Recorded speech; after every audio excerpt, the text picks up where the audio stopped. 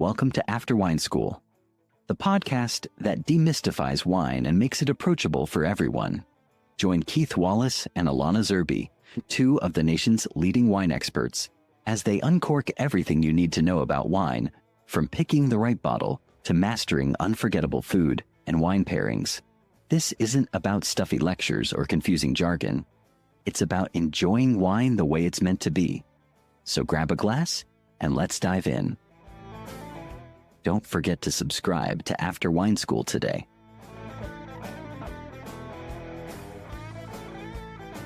All right, everybody. Welcome to After School, the wine podcast. And today we are going to talk about wood. Oak, actually. Thank you, Keith. Yes. And the wine we're going to be tasting is Chateau Magnus, the Terra Luna bottling from Fronsac. And before we get started, I'd like to introduce ourselves. My name's Alana Zerbe. I am the Director of Wine Education at the Wine School of Philadelphia. And joining me, as always, is my partner, Keith Wallace, the Director and Founder of the Wine School of Philadelphia. Let me get going here. All right. So we do have a sponsor. Our sponsor is the National Wine School, the premier online education center for aspiring sommeliers. And they have asked us to give a quick disclaimer that any of the opinions or viewpoints you hear us espouse on this podcast are truly our own and not the viewpoints or opinions of the National Wine School, the Wine School of Philadelphia, or any other business. Yeah. About wine, whatever we feel like talking. And that's, yeah. And really what that comes down to is an email saying, Keith, we love you, but man, really? Really? Yeah. Well, it is after school. And, it is, to be honest, this is a condensed version of how I teach, how we teach. I mean, we bring the joy, baby. I don't understand why people can't, be intelligent and smart, creative, like so many people in the wine trade, so many people in wine education are these absolutely fantastic people, but they think they have to wear a suit and tie and just drone on and have some PowerPoints and think that's it. No, fun. It's booze. It's wine. It's amazing. And so we're talking about oak today, oak aging, because it's something that everyone is always curious about. And I love the question. So now you're going to have far more questions than I have answers. So, you want to start or you want me to start? I think it would be very helpful if we just talked about, for folks out there, what oak does. Oh, Why winemakers use it, maybe some of the benefits and some of the yeah. things that make it difficult or possibly seen as a negative in some instances. And then we can maybe then get into the nitty gritty of American, Slovenian. Oh, and French. Oh. Well, let's start why we use it. Historically, we use it because it was available. Literally, that's why. Because it was oak forests were throughout Europe, and wherever you were making wine, there were usually forests of oak, and sometimes you were buying it from other countries, and then when maybe there's a blockade and you start using local oak, that's how in Bordeaux they started using French oak from the nearby forest because they used to use Baltic oak, and then there was a war and they couldn't get it anymore, and then so they started using local oak, and so it completely changed the flavor of the wines. But so we use it because it's available. Just like when here in the United States, when we started making whiskey, we used any kind of oak that was available or any kind of wood to be. Then whatever was nearby, we used. But, it was primarily, there's way more oak in America than other kinds of trees. So that's what we used. And, it just was a storage facility, and you didn't originally use it for anything other than to store it. If you didn't sell your wine fast enough, really what you really wanted to do was sell it as fast as you can. You put in your vessel, you ship it out. Well, what if it just stuck around in your warehouse for a year or two? Well, you know what they ended up finding out is that wines just start tasting better. Mm-hmm. They started getting whole new characteristics.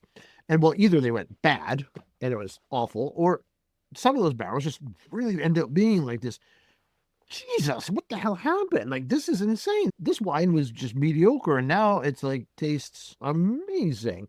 And because there are certain flavors that we just love, like Yeah. there's certain flavors of spices that we love, Mm-hmm. and like things like cinnamon and nutmeg and allspice. Basically your pumpkin spices, Yeah. right? You know that the things that you make, pumpkin pie with an apple pie, vanilla, like all these things. And what people don't realize is these components that are in these seeds that are nutmeg and vanilla, right, these are all coming from woodsy plants, like either trees or most of them are bushes, or like cinnamon is from a bark. Mm-hmm. So, but they're all coming from woodsy plants. And these woodsy plants, all of them have the same components in them. So, like, yeah, cinnamon, not surprisingly, has more cinnamic acid in its bark, and so it has that cinnamon flavor. Certain kinds of, like pods, like not surprisingly, vanilla has a component that's called vanillin. Just more of it than most other kinds of woodsy plants, but they all have some of it to some degree. And oak has the same thing. It has a lot of them, and they're just happening to be in the right percentage. That if you leave something in an oak barrel for a couple months, you're not going to get it. But if you leave it in for a year, you get a lot of it, especially if that's a new barrel. And now the reason why we used it originally is because it's waterproof, right? You could fill it with anything. You could put anything in it, dill pickles. You could also roll it, Yes. stack it. Yes, exactly. They're great for warehousing and shipping. That's why we used them. That's all it was, It was a way to store stuff and ship it so that it would be efficient. But it just ended up having this secondary benefit when we used oak than any other kind of tree. There are trees that make it taste weird. One does not really want to use cherry wood to make barrels. It's hard to do, but also it gets a really weird flavor, like a slightly soapy, flavor. It's weird. Not that I ever tried that, right? I did. I did. That was a very failed experiment. But, yeah, so this is why. And we also have to make barrels, it's just a part of how you make it, is you have to heat, right? Because, it's oak. It's hard to bend. You can't bend it. So you have to bend it into place to make a barrel. And so you need a combination. You need to use like steel or some sort of metal hoops to keep it in place, but to get it into place in the first place, you have to use flame. You have to heat it up to bend it, right? Because you heat it up, the lignin actually softens, which is part of what makes the structure of oak, and you bend it into place, boom. But so you have it inside its char now, so you end up having not just all these spice flavors. Now you have a char flavor, and so this is kind of like you're like baking a cake now, right? Because now you have char, just like coffee and chocolate does, and creme brulee has, and you have vanilla and cinnamon and nutmeg flavors they're going to pull out, and many others. So you end up having these other flavors to play with in oak, and that's why now we really, like, culturally, we love that. I mean, who doesn't like apple pie? Or pumpkin pie, or creme brulee, or vanilla, or pumpkin spice. I don't like apple pie. I know you don't. That's why I said something, because I am not a nice person. It is my absolute favorite pie. But of course, I had it growing up with the cheddar cheese on top, which probably makes you like it even less. Correct. Oh, God. All right. Ice cream? No, just cheddar cheese. Okay. If you have it one or the other. Like, you can do a scoop of vanilla or cheddar cheese. Okay. If you're grown up, like when I was a kid, that's what my grandfather did. I'm like, I want to be like my granddad. Yeah, I'm right on top. But Wow. yeah. But Okay. yeah. All right. Oak. But yeah, so back to oak. So that's the basics of why we use it. It was available accidentally. We actually discovered that we added more flavor if you left it in a new barrel for about a year. And yeah, that's why we use them. And to this day, culturally, we love these flavors. And it's not just because it's in, wine, it's also in whiskey. It's one of the reasons why we love bourbon, because of all those oak flavors. We just love the spices. We put in everything. Almost everything, every culture does, whether it's sweet or savory. Like, we love spices. So can you talk about, from a winemaker perspective, how you keep tabs on your barrels? And Yeah. monitor the toast levels and how much is new and aging and when you need to Yes. swap them out, and just a little bit of the Okay. inside scoop on the production end. So in another podcast, we talked about pricing. Hmm. We can only use the level of oak where it's financially feasible because oak barrels are expensive. They're the largest cost. The barrels cost more than the winemaker, usually the rent or the cost of your whole production facility. That single price, that's the biggest capital expense you're going to have in a winery because you got to change them out. If you want to have maximum big flavors, you are going to have to swap them out, at least 50% of them every year, if you're going for a top tier wine with a lot of massive oak flavor. That does require you to have, using a grape like Cabernet or Syrah that is actually full enough body and have enough tannins to match that oak flavor. Now, lower down, if it's a mid-tier or inexpensive one, you're using much less new oak, much less. And oftentimes you're using most of the new oak for your luxury levels, and then we call them seasons, your second season or third season or fourth season in your mid-tier, and then mostly in their barrels, which like their fifth season or sixth season in your your lowest level. So there's almost no flavors, and they're just basically vessels to carry it in. And so that's what we typically do. We also will use oak elements within it. Like we have little oak balls. They're specifically designed for aging wines and just adding these in to give us those oak flavors. And so we use that.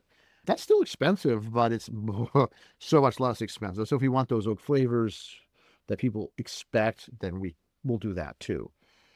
But so the hard thing is how you track it. Like it is, if you saw my sheets as a winemaker, it's just pure spreadsheets of where they are, where in the winery each barrel is identified, what it is, how old it is, what cooper, which is the most important thing, what cooperage, what toast level, where it is, what's in it. But I'll also have it along with records. Most of what I always did was actually with chalk on the barrel itself, identifying what it is. Maybe a little, now these days I'll put a little scan so I can scan it, so I can actually identify that specific barrel to what it is, where it is, so I can keep it as a electronic database, so I can just pull it up. But, and so I can just tell people where, or they can just look it up and like, oh, what's in here? They can use a scanner, scan it, what's in there, or just look online, on our database. Okay, I need this, and they can find out where in the Okay, so it takes organization and huge, absolutely. And before, like, 'cause, I mean, I was making wine, in the early aughts, but we weren't using relational databases nearly as much as we do now, and definitely didn't have any online software. So what we did was, it was largely just a book or a spreadsheet, just a good old Excel spreadsheet. Are there cooperages out there that have wait lists, or Oh. are there those so bougie that the average winery couldn't get a hold of their barrels? Well, here's the thing. Not really. Okay. However, your cooperage, which is they who make your barrels, you do have to kiss their ass, especially the French ones. Like, them and their distributor, their local distributor, because there's a difference between being able to get them and then actually getting access to really good barrels. Having an order where you're really defined to exactly what you want without pissing them off. Because the more you want, the more it costs. But you can, and there may be coopers out there that I don't know about, or I just have never worked with, that are so exclusive. But, I'm not that kind of winemaker. I'm the kind of winemaker who more consulting, where I'm going to come in, I'm like, okay, we're going to use this and this and this, and then we're going to go out, and it's usually based on what's available, what distributor, what do you have locally? And if you're in California, it's really easy to get anything.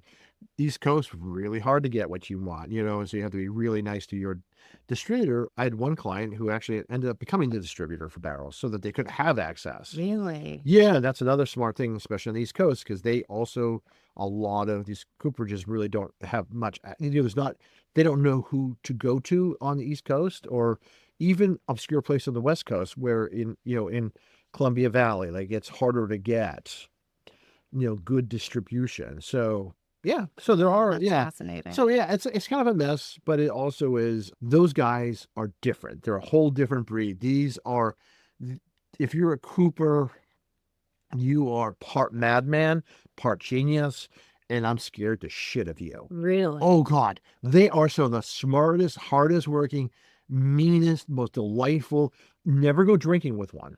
I learned that the hard way. It's hard to drink me under the table. I got drunk the only time. Two people who drunk me under the table. One was a Portuguese fisherman, and the other was a Cooper. And those are the two people who where I realized that I was a mere child. Okay. So it's serious business. Get very serious. Oh my God. After Wine School is proudly supported by the National Wine School, the gold standard in professional wine certifications. Whether you're dreaming of a career in the wine industry or just eager to take your wine knowledge to the next level, the National Wine School has you covered. Their programs are trusted, rigorous, and designed for aspiring wine pros like you. Visit wineschool.us to learn more and start your journey today.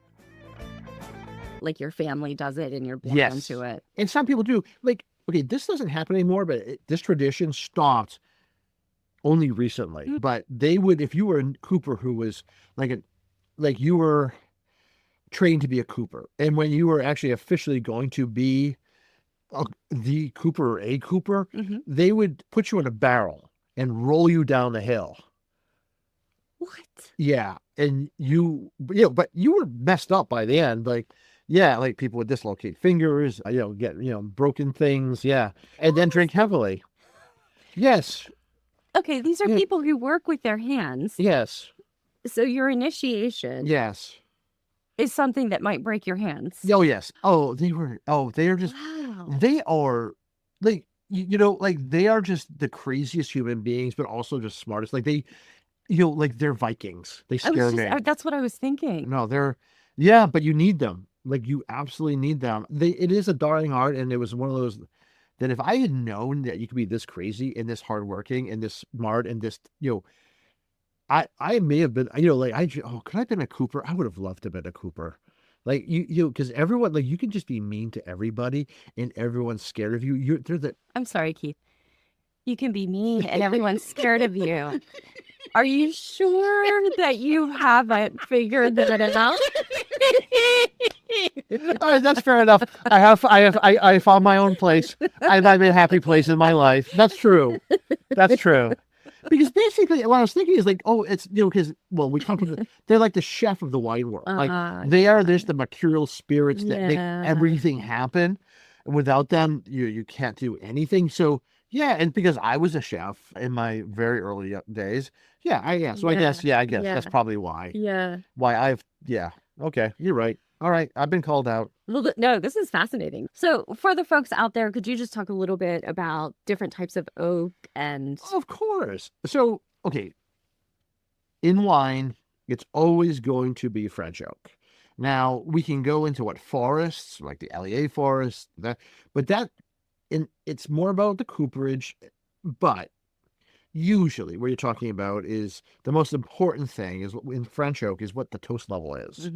So most wineries today, using medium to medium plus toast, meaning that it's not a light toast inside, it's not a heavy toast. So if you looked inside the barrel, it would look like it was gently toasted toast. It would look like toast. Okay. Inside it'd be like, it's a little toast. And not charred, not burnt. Like whiskey barrels are typically what's called an alligator char, and that's like they've been so burnt they look like alligator skin. Oh. Yeah. Okay. And then lightly toasted, they look almost green. They're barely toasted at all. So like, but what you usually get as a rule of thumb, medium plus toast in, French oak.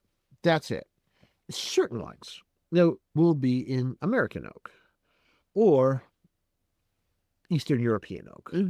American oak, usually like maybe these days, there used to be much more in America, you'd see more American oak, but these days, typically you're going to see in some like Zinfandels and some Petit Syrahs are going to be aged in American oak. It just, big, happy wines do Mhm. really well in American oak. And you see some Australian wineries using American oak to really great effect, which everyone, if you ever take our sommelier programming, they will show like an Australian Cabernet that's been aged in French oak and pretty much the same wine that's been aged in American oak. So you can see the big difference between the two. I think it's critical to understand those It's flavor profiles. Barossa, right? Is Y- mainly. mostly, yeah, exactly. These days, mostly it's because traditionally they used American oak, and then you see some actually also in for historic reasons, you see them in Toro. yes, Rioja. Rioja. You see a lot in Rioja. You see a lot in Spain, like using American oak,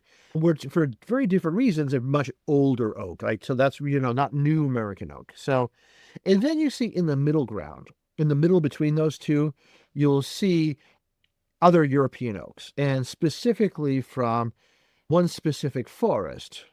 And right now, I'm actually blanking on the name of the forest that we usually will use. Oh my God, I forgot. It's French, American, and then, oh, well, Eastern European oak. Oh, Slovenian. Slovenia. Thank you. Thank you. I knew you knew it. You were thinking of a forest for some. Slovenia, it's not about the country, it's actually the forest. Oh. Slovenian oak. Slovenian oak. Oh. Now, all the oaks you're talking about, they're all white oak. They're Right. just slightly different versions of it, of varieties of oak. Just like, Cabernet and Merlot are different varieties of wine. Mhm. Here we have slightly different varieties of white oak. So it has to be white oak. And they have just slightly different pores. The difference is how the slight different compounds, like how much more vanillin versus cinnamic acid, but also just how Tighter grains. tighter grains and like just how large the pores are. And these are microscopic differences. So you end up having the biggest, more simple flavors, like the big pow are the American oak. The most delicate, complex flavors, like the tightest, are going to be your French oak. And the middle, somewhere in the middle, is that Eastern European, that Slavonian oak. And, which is great, is it fills in. So as a winemaker, I will use mostly French oak. But if I want a little bit more fun in the oak, I will bring in some of those Eastern European oak barrels. Oh, okay. And that just gives it a more, like, if I want to push up some of those more aromatics or more, more vanilla or something. And if I have like a wine that just needs to be dumb, Mm-hmm. like a Zin, or maybe it's a Cabernet and it's not particularly good, and I just need to make it big, fun, and happy, Mm-hmm. high alcohol, then I'll throw that into American oak. Okay. So American oak, big, dumb, happy. Mhm. It's like, everyone will like it. Labrador. Yeah, it's a labradoodle of wine. Yeah. Not Labradoodle. You're right. Well, all of this talk about oak, Yeah. it makes me a little bit thirsty. Oh, what are we drinking? You want to show Blue. the label? There it is. Yeah, there it is. This is the Chateau Carl Magnus Terra Luna. Absolutely. Yes. Terra Luna. What does that mean? That's awesome. And here we are. Thank you. Fronsac, Bordeaux. All right. Okay. Oh, I'm gonna sit back. One of my Fronsac is my go-to place for delicious obscure Bordeaux. Okay. Now, before we started, we did have a little sip of this. Yep. And you did mention wet earth. Baked earth. Like, Warm, and I yeah. don't use that description Yeah. very much at all, but that's what Yeah. Like, so that smell then with the underlying of oak. So you have this almost, it would be offensive if it wasn't ringed with cigar box and spices. Mm-hmm. But this is like regal. I think of, like, when I think of royalty, I think of pomp and circumstance, and they're probably a little smelly. I'm thinking like 18th century, just, not bathed particularly, but very impressive. I think of none of that. I mean, come on. You know that they were smelly.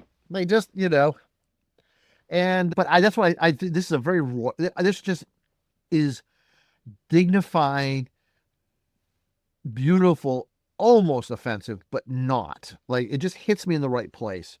And All right, sip coming up. all right, after that note, okay. Wow. Now, we started chatting just a while ago. I mean, it's been about half an hour since we tried this first. Mhm. And it is really opened up. I decanted this an hour before, then we tried it. Now it's an hour. Now, so it's an hour and a half in a glass. Wow. So at first, when we first tried this, I was deeply impressed with the structure, right? The evolution on the palate when you're going from the attack to the finish. It did the things that I love. It did that thing where it starts really intense and then turns beautiful. And then it starts becoming more intellectual and like more complex, and then finishing off with like real beautiful fleshiness. Now that it's been sitting in glass, it's become more fleshy, richer, more decadent as it goes on. More. Yes. Yeah, it's becoming that Merlot-ness of it. But yeah, it is. No, it is. It's the two sides. And this is why just being able to have opening a bottle and never just drinking it right away, but let it sit, have it over time. Like, it's a great way, right? It's a great way to spend an evening or, afternoon drinking and enjoying a wine. Bordeaux and Fronsac specifically is a very intellectual wine. It's that. So for me, when I have like an Hermitage, right? That's pure, just decadence. It's intense, smelly, just it hits all like the emotional centers of my brain. Burgundy is the very opposite. It's just like it's capturing my, like I'm thinking deeply about it, like I'm reading Dostoevsky. But then this is in the middle, right? This is where it's hitting both the decadence and then the intellectual, and it's going back and forth. That's mine. That's my. When I want great Bordeaux, and that's how I judge it. Varietal fingerprint, regional typicity, but then this. I need this part of it to make me happy. And this is doing that. And it's fine because this isn't a very particularly expensive bottle. I know. I know. Fronsac is always like this great unknown, and that's the thing of knowing about wine. Know the right places. Know what no one else is buying. Know how great the winemakers are there. That's where you focus, So hopefully people will start buying Fronsac. So I didn't ask you though, like, how are you feeling about this wine? So it's not my like standout style. It's not my go-to. Yeah. But it really is opening up. There's so many layers to it. Yeah. I'm getting even more of that like hawthorn or tea berry. This is what I love tasting with you. Like you always pull things out that I'd miss. It's very floral, and that baked earth, it is very intriguing, and I want to know more. It's not my go-to. Yes. It doesn't send off all the serotonin like some other wines. But I would never hesitate to pour this for someone who was a very serious, especially Cabernet drinker. I think this is something that could really change people's minds. That's really true. Oh my God. No, absolutely stunning. Yeah. Well, thank you so much, friends out there. If you enjoyed this, please like and subscribe. We'll be here. We're going to keep doing these shows for you. Oh, yeah. And we'd love to hear from you. So if you have any thoughts on subjects or feedback, we'd love to hear it. Until next time. And as always, tell people, right? If you like this, if you find this like delightfully offensive, if you like the thing, tell people. It's really important. It's the only thing that really matters is to tell people about it. Sure, absolutely love the reviews, but also more importantly, look, if you want to hear us talk about things, throw us a line, throw a comment in. We read everything you send us, mean, nice, anything. So let us know. It's really because look, we get to drink and talk and things we do.